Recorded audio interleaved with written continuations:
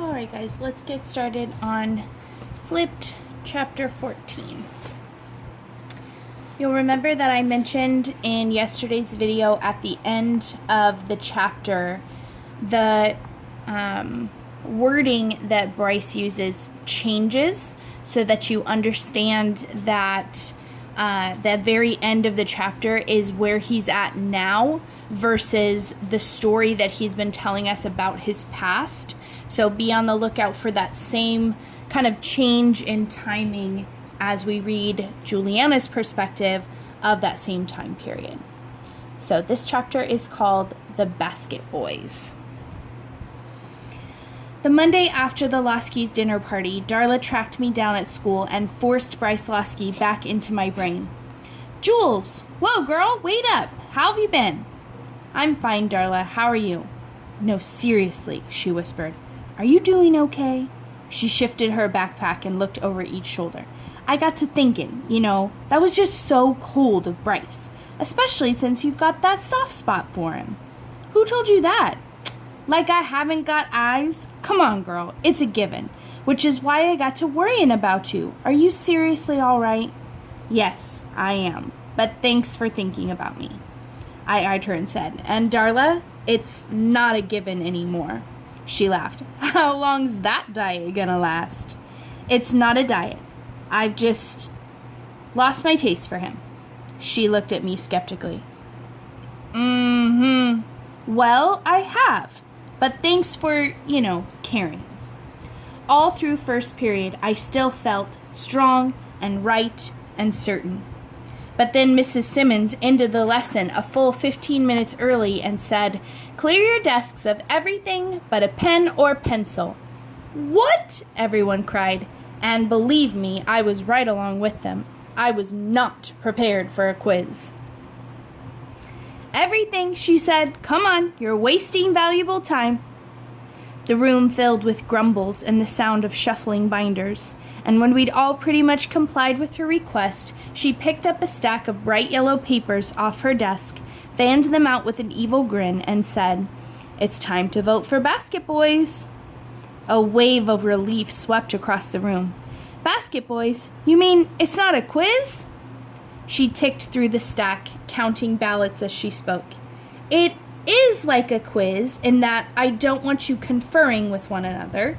It's also like a quiz in that you have a limited amount of time. She slapped a set of ballots down on the first desk of row 1, then went on to the second row. I will collect them from you individually when the bell rings, and I will inspect to see that you have complied with the following instructions. She scooted over to row 3. Choose 5 and only 5 of the boys on the list. Do not put your name on it, and do not discuss your choices with your neighbors. She was on to row 4 now, talking faster and faster. When you've made your selection, simply turn your sheet over. She slapped the remainder of the ballots down on the last desk. Do not, I repeat, do not fold your ballot. Robbie Castillon raised his hand and blurted out, Why do guys have to vote? It's lame that guys have to vote. Robbie, Mrs. Simmons warned. Seriously, what are we supposed to do? Vote for our friends or our enemies? A lot of people snickered, and Mrs. Simmons scowled, but he had a point. 20 of the school's 8th grade boys would be made to pack a picnic lunch for 2 and be auctioned off to the highest bidder. Being a basket boy is an honor, Mrs. Simmons began, but she was interrupted by Robbie. It's a joke, he said. It's embarrassing. Who wants to be a basket boy?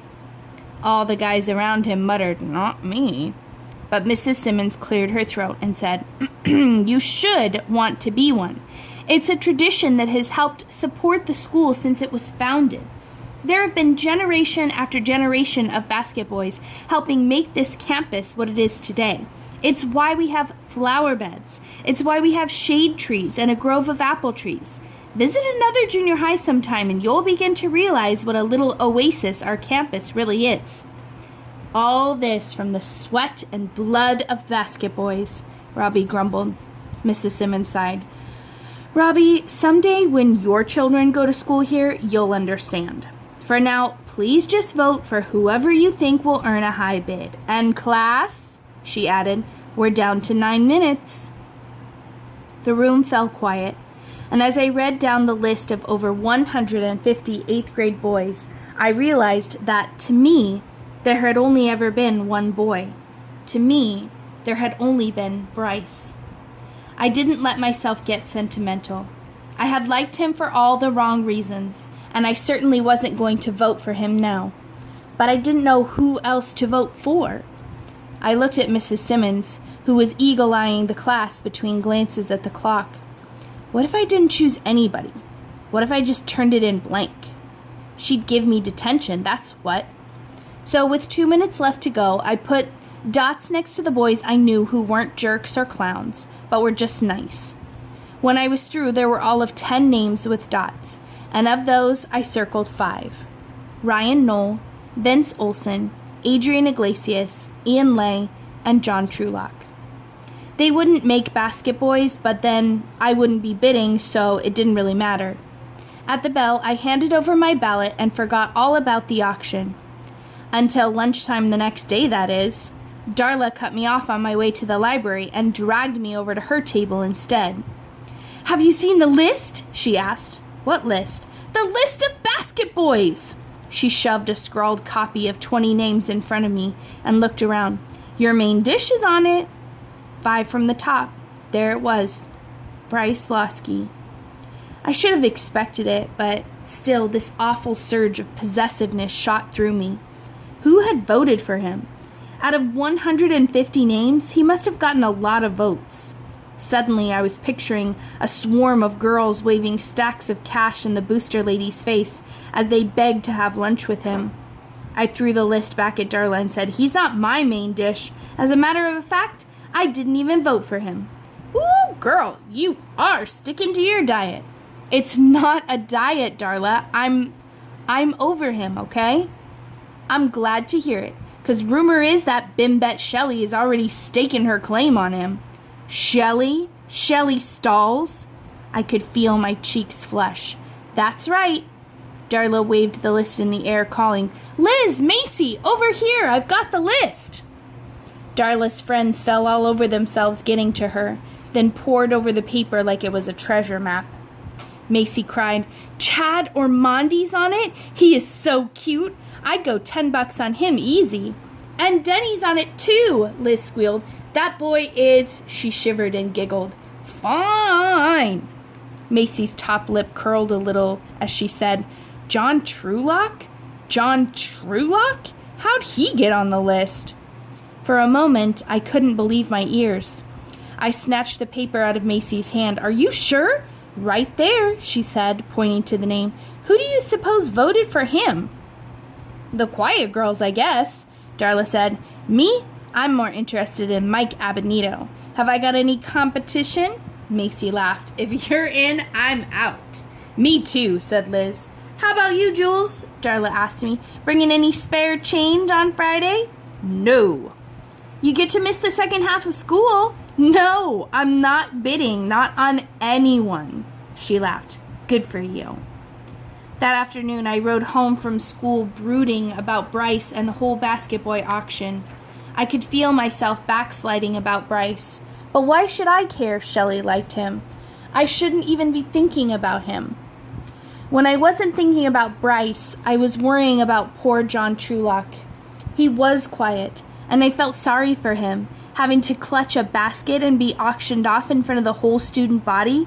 What had I done to him? But as I bounced up our driveway, basket boys bounced right out of my mind. Was that green I saw poking out of the dirt?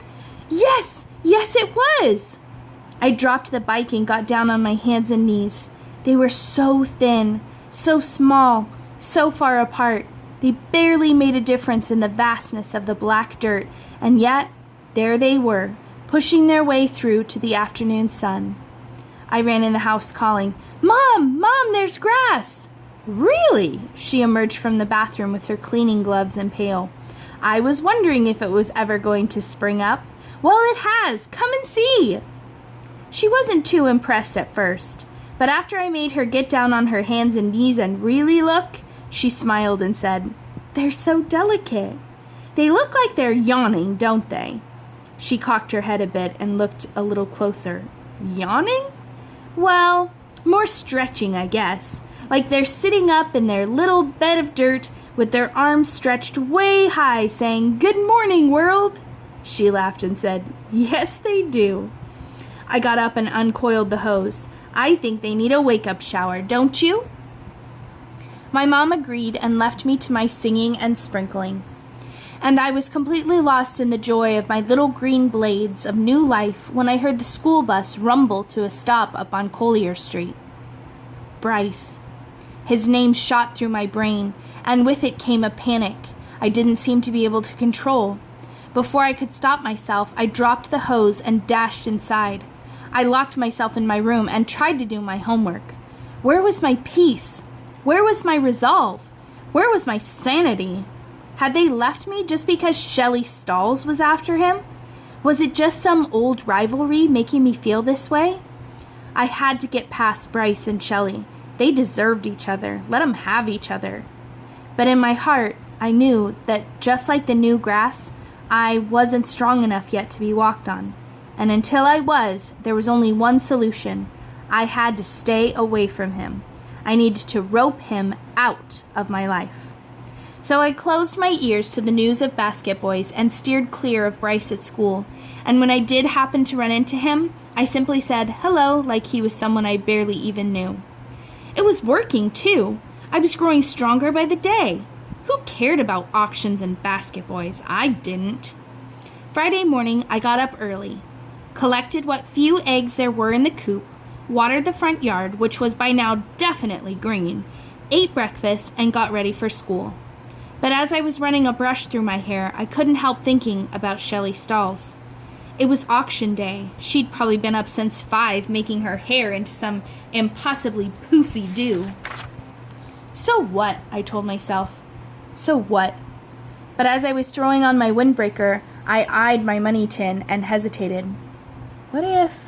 No. I ran to the garage, got my bike, and pushed out of the driveway. And as I was in the street and on my way, Mrs. Stevie flew right into my path.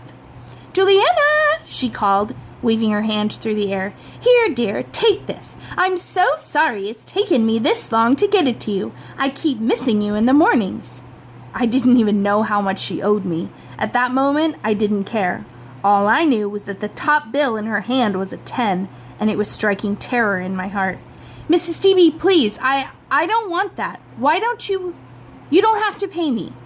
"Nonsense, child. Of course I'm going to pay you. Here," she said, and waved it out for me to take. "No, really, I don't want it."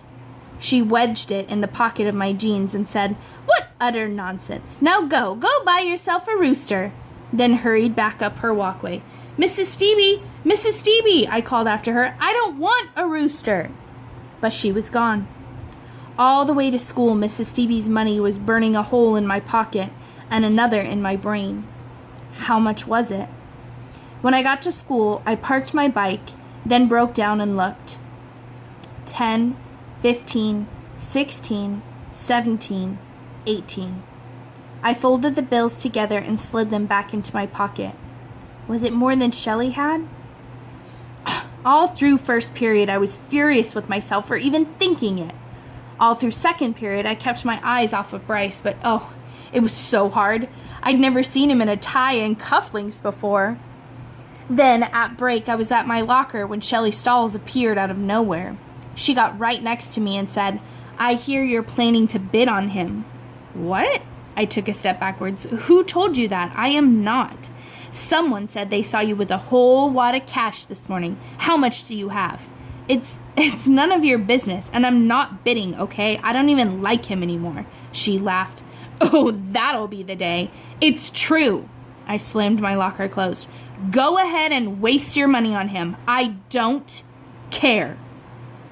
I left her there with her mouth open, which felt even better than getting her in a headlock. That feeling carried me clear through to 11 o'clock, when the entire student body assembled in the gymnasium. I was not going to bid on Bryce Loski. No way. Then the basket boys came out to the stage. Bryce looked so adorable holding a picnic basket with red and white checkered napkins peeking out from either side. And the thought of Shelley Stalls flipping one of those napkins into her lap nearly made the bills in my pocket burst into flames.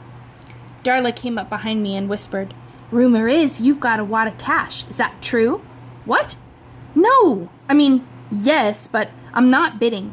"Ooh, girl, look at you. You feeling all right?" I wasn't. I felt like I was sick to my stomach and shaky in my knees. "I'm fine," I told her. "Fine." She looked from me to the stage and back to me. "You got nothing to lose but your self-respect." "Stop it," I whispered at her fiercely. I felt like I was having a panic attack. I couldn't breathe. I felt lightheaded and wobbly, like I wasn't in control of my own body. Darla said, "Maybe you should sit down." "I'm fine, Darla. I'm fine." She frowned at me. "I think I'll stick around to make sure." The Booster Club president, Mrs. McClure, had been fluttering around the basket boys, fixing ties and giving them last-minute instructions. But now suddenly she was slamming her gavel on the podium, calling into the microphone. "If you'll all settle down, we're ready to begin." I'd never heard 600 kids quiet down so fast. I guess Mrs. McClure hadn't either, because she smiled and said, "Oh, why, thank you. Thank you very much." Then she said, "And welcome to the 22nd Annual Basket Boy Auction. I know that your teachers have gone over the procedures with you in homeroom, but I've been asked to remind you of a few things. This is a civilized proceeding. No whistling, catcalls, or other degrading behavior will be tolerated. If you wish to place a bid, you must raise your hand high. Bidding without raising your hand is prohibited, and should you decide to be a funny guy, you will be caught and detained or suspended. Are we all clear on that? Good."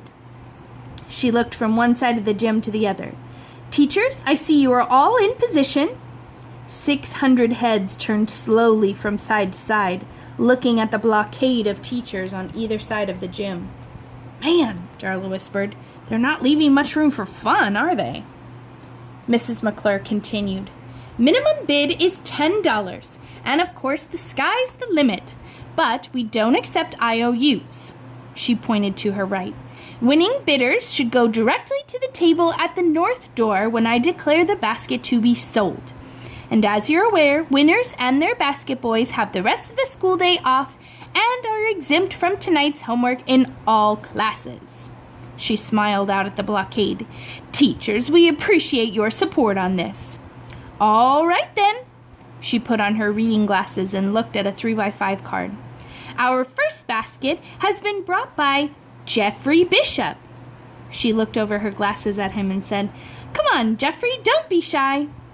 He inched forward as she continued.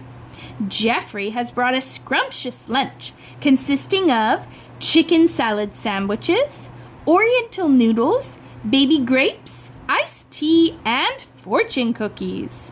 She smiled at him over her glasses. "Sounds delicious and sounds like fun, which," she said, looking back at the crowd, "Jeffrey is. He enjoys skateboarding, skiing, and swimming. But ladies, he also enjoys a day in the park and watching Humphrey Bogart movies." She turned to him and grinned. "They are a kick, aren't they?" Poor Jeff tried to smile, but you could tell he wanted to die. "All right then," said Mrs. McClure as she whiffed off her glasses. "Do I hear 10? Not only did she hear 10, she heard 12, 15, 20, and 25 too. "Going, going, gone!" cried Mrs. McClure. "To the young lady in the purple tunic." "Who is that?" I asked Darla. "I think her name's Tiffany," she said. "She's a 7th grader." "Really? Wow. I never would have bid last year, and I don't remember the bids going up that high either." Darla eyed me, which tells me that maybe you would bid this year. "How much you got?" I looked at her and almost dissolved right on the spot. "Darla, I didn't bring money on purpose. My neighbor made me take it on the way to school because she owed it to me for eggs. And for eggs? Oh, like Bryce was talking about in the library? Exactly. And..." I looked at her looking at me and stopped cold. How can you even think about bidding on that boy? I don't want to, but I've liked him for so long. Darla, I've liked him since I was 7. And even though I know he's a coward and a sneak and I should never speak to him again, I'm having trouble focusing on that, especially since Shelley Stalls is after him. And now I've got this money burning a hole in my pocket. Well, I can understand the bit about Shelley Stalls, but if you know that boy's just a big piece of fluffy cheesecake that you're going to regret eating, I can help you with your diet. She put out her hand. Give me the money. I'll hold it for you. No. I can handle this. I've got to handle it. She shook her head. Ooh, girl, I am hurting for you here. I looked back at the stage. The auction was happening so fast, they'd be at Bryce in no time. As the bidding continued, the battle in my head got louder and fiercer. What was I going to do? Then suddenly, the gym fell quiet. You could have heard a pin drop. And standing next to Mrs. McClure, looking completely mortified, was John Trulock. Mrs. McClure was scouring the crowd with her eyes, looking very uncomfortable too. What happened? I whispered to Darla. No one's bidding, she whispered back. Do I hear 10? Called Mrs. McClure. Come on out there. This lunch is delicious. Strawberry tarts, roast beef, and Munster cheese sandwiches. Oh no, I whispered to Darla. I can't believe I did this to him. You? What did you do? I voted for him. Well, you couldn't have been the only one. But why isn't anyone bidding on him? He's so nice. Darla nodded. Exactly. That's when I realized what I had to do. My hand shot into the air and I called, 10! 10? Warbled Mrs. McClure. Did I hear 10? I put my hand up higher and said to Darla, say 12. What? Say 12. I'll outbid you. No way. Darla, he can't go for 10. Come on. 12, Darla called, but her hand didn't go up very high. 15, I cried. 16, called Darla, and eyed me with a laugh. I whispered, Darla, I've only got 15. Her eyes got enormous. I laughed and called, 18, then held her arm down and said, but that really is all I've got. There was a moment of silence, and then 18 going once, 18 going twice, sold for $18. Darla laughed and said, whew, girl, what a rush. I nodded, yes, it was. Well, no dessert for you. Looks like you got cleaned out by something a little more, nutritious?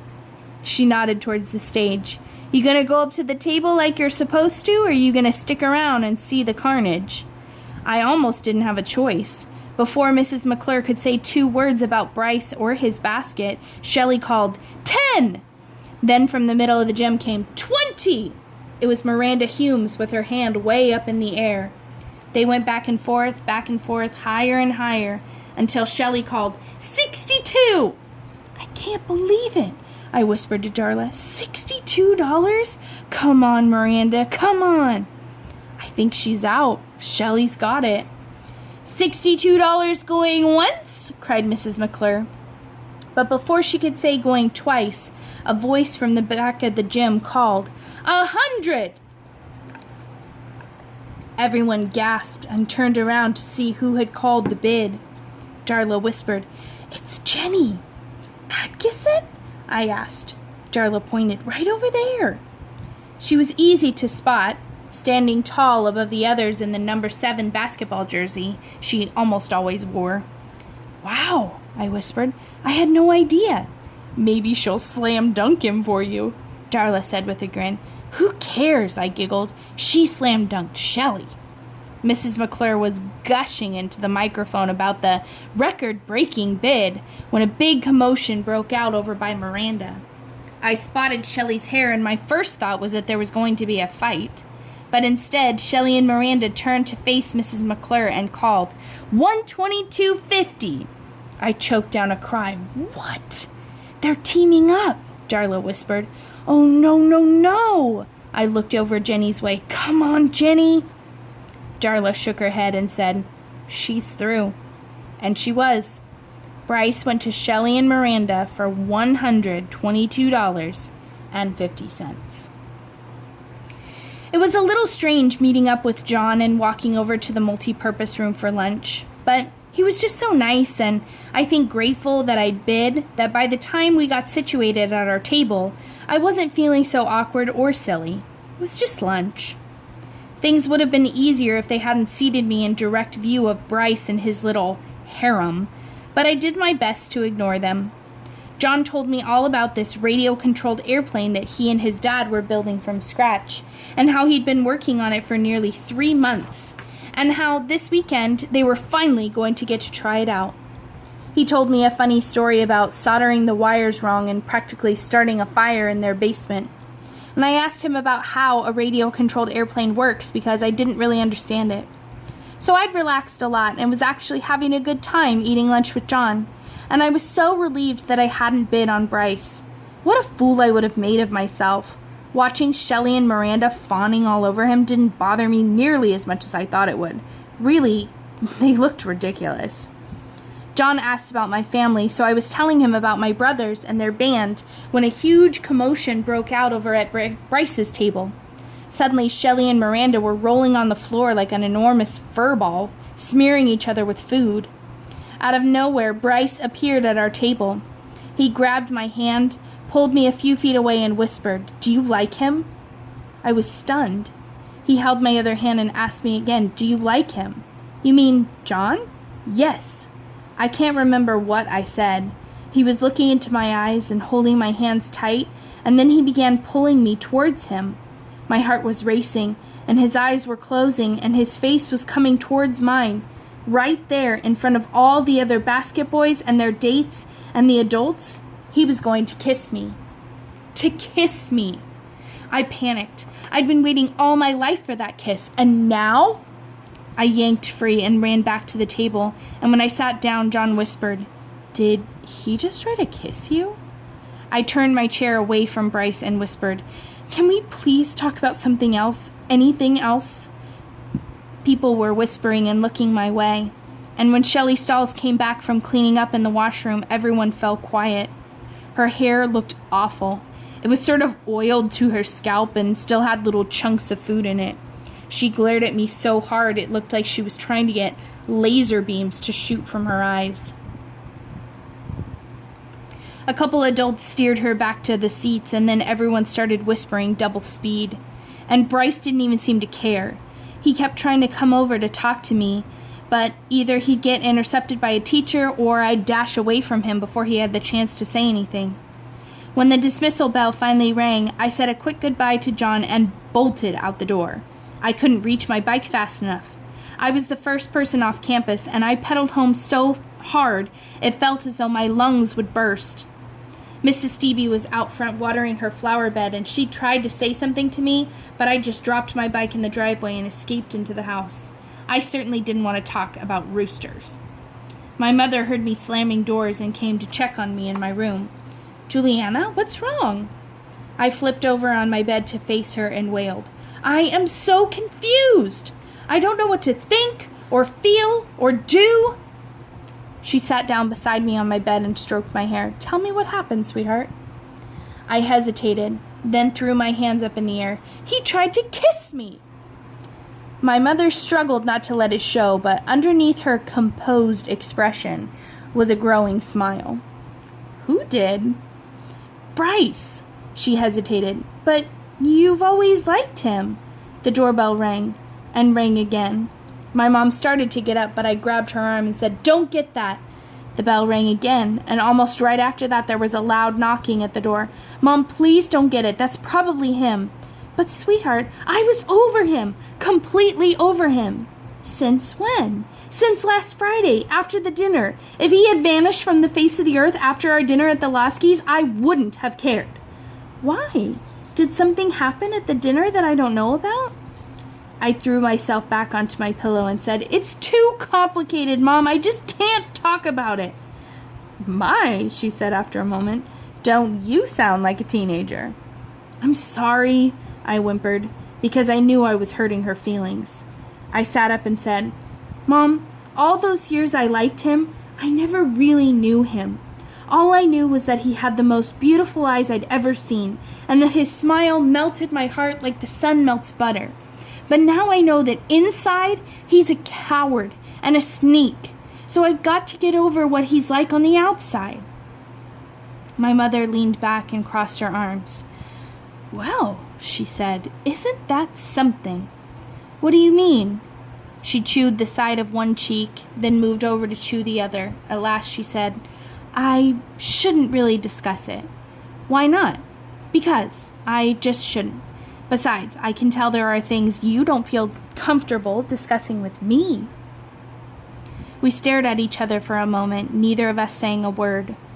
Finally, I looked down and whispered, when Chet and I were fixing up the yard, I told him how we didn't own the house and about Uncle David. He must have told the rest of the family because the day before the Loski's dinner party, I overheard Bryce and his friend making cracks about Uncle David at school. I was furious, but I didn't want you to know because you'd think they were only inviting us over because they felt sorry for us. I looked at her and said, you just seemed so happy about being invited for dinner. Then I realized something, and you've seemed happier ever since. She held my hand and smiled. I have a lot to be happy about. Then she sighed and said, and I already knew they knew about Uncle David. It was fine that you talked about him. He's not a secret or anything. I sat up a little. Wait, how did you know? Patsy told me. I blinked at her. She did? Before the dinner? No, after. She hesitated, then said, Patsy's been over several times this week. She's going through a very rough time. How come? Mom let out a deep breath and said, I think you're mature enough to keep this inside these four walls, and I'm only telling you because I think it's relevant. I held my breath and waited. Patsy and Rick have been having ferocious fights lately. Mr. and Mrs. Loski? What about? Mom sighed. About everything, it seems. I don't understand. Very quietly, my mother said, for the first time in her life, Patsy is seeing her husband for what he is. It's 20 years and 2 children late, but it's what she's going through. She gave me a sad smile. Patsy seems to be going through the same thing you are. The phone rang and Mom said, let me get that, okay? Your dad said he'd call if he was working overtime, and that's probably him. While she was gone, I remembered what Chet had said about someone he knew who had never learned to look beneath the surface. Had he been talking about his own daughter? And how could this happen after 20 years of marriage? When my mother came back, I absently asked, is Dad working late? That wasn't Dad, sweetheart. It was Bryce. I sat straight up. Now he's calling? I've lived across the street from him for 6 years, and he's never once called me. Is he doing this because he's jealous? Jealous of whom? So I gave her the blow-by-blow, beginning with Mrs. Stevie, going clear through to Darla, the auction, the furball fight, and ending with Bryce trying to kiss me in front of everybody. She clapped her hands and positively giggled. Mom, it's not funny. She tried to straighten up. I know, sweetheart, I know. I don't want to wind up like Mrs. Loski. You don't have to marry the boy, Juliana. Why don't you just listen to what he has to say? He sounded desperate to talk to you. But what could he possibly have to say? He's already tried to blame Garrett for what he said about Uncle David, and I'm sorry, but I don't buy it. He's lied to me. He hasn't stood up for me. He's nobody that I want to like. I just need some time to get over the years of having liked him. Mom sat there for the longest time, biting her cheek. Then she said, people do change, Maybe he's had some revelations too. And frankly, any boy who tries to kiss a girl in front of a room full of other kids doesn't sound like a coward to me. She stroked my hair and whispered, maybe there's more to Bryce Loski than you know. Then she left me alone with my thoughts. My mother knew I needed time to think, but Bryce wouldn't leave me alone. He kept calling on the phone and knocking on the door. He even snuck around the house and tapped on my window. Every time I turned around, there he was, pestering me. I wanted to be able to water my yard in peace. I wanted not to have to avoid him at school or have Darla run block for me. Why didn't he understand that I wasn't interested in what he had to say? What could he possibly have to say? Was it so much to ask to be left alone? Then, this afternoon, I was reading a book in the front room with the curtains drawn, hiding from him as I had been all week, when I heard a noise in the yard. I peeked outside, and there was Bryce walking across my grass, stomping all over my grass, and he was carrying a spade. What was he planning to do with that? I flew off the couch and yanked open the door and ran right into my father. "Stop him!" I cried. "Calm down, Juliana," he said, and eased me back inside. I gave him permission. Permission? Permission to do what? I flew back to the window. "He's digging a hole!" "That's right. I told him he could." "But why?" "I think the boy has a very good idea, that's why." "But it's not going to kill your grass, Juliana. Just let him do what he's come to do." "But what is it? What's he doing?" "Watch. You'll figure it out." It was torture seeing him dig up my grass. The hole he was making was enormous. How could my father let him do this to my yard? Bryce knew I was there too, because he looked at me once and nodded. No smile, no wave, just a nod. He dragged over some potting soil, pierced the bag with the spade, and shoveled dirt into the hole. Then he disappeared. And when he came back, he wrestled a big burlapped root ball across the lawn, the branches of the plant rustling back and forth as he moved. My dad joined me on the couch and peeked out the window too. "A tree?" I whispered. "He's planting a tree?" "I'd help him, but he says he has to do this himself." "Is it a..." The word stuck in my throat. I didn't really need to ask, though, and he knew he didn't need to answer. I could tell from the shape of the leaves and from the texture of the trunk. This was a sycamore tree. I flipped around on the couch and just sat. A sycamore tree. Bryce finished planting the tree, watered it, cleaned everything up, and then went home. And I just sat there, not knowing what to do. I've been sitting here for hours now, just staring out the window at the tree. It may be little now, but it'll grow day by day. And 100 years from now, it'll reach clear over the rooftops. It'll be miles in the air. Already I can tell it's going to be an amazing, magnificent tree. And I can't help wondering, 100 years from now, will a kid climb it the way I climbed the one up on Collier Street? Will she see the things I did? Will she feel the way I did? Will it change her life the way it changed mine? I also can't stop wondering about Bryce. What has he been trying to tell me? What's he thinking about? I know he's home because he looks out the window from time to time. A little while ago he put his hand up and waved. And I couldn't help it. I gave a little wave back. So maybe I should go over there and thank him for the tree. Maybe we could sit on the porch and talk. It just occurred to me that in all the years we've known each other, we've never done that. Never really talked. Maybe my mother's right. Maybe there is more to Bryce Loski than I know. Maybe it's time to meet him in the proper light. And that is the end of chapter 14 and the end of Flipped. I hope you guys like this book as much as I do. Like I said, this is my favorite book that we read all year. So enjoy chapter 14. Happy summer.